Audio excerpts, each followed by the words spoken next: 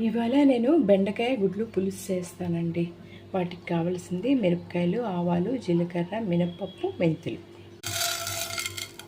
గుడ్లు ఉడికించుకున్నానండి. ఉడికించుకొని తక్కువల్చి పక్క ప్యాన్లో వేపించుకున్నాను.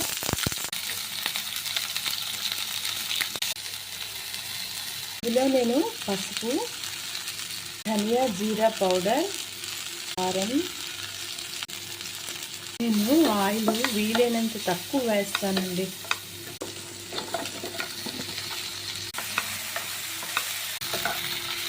దీంట్లో నేను చింతపండు పులుసు వేసుకుంటాను. ఇంట్లో కొంచెం షుగర్ వేస్తానండి. ఉడకబెట్టి వేయించుకున్న ఎగ్స్ ఇందులో వేసేస్తానండి. ఇంతేనండి. బెండకాయ పులుసు టేస్టీగా ఉంటుంది.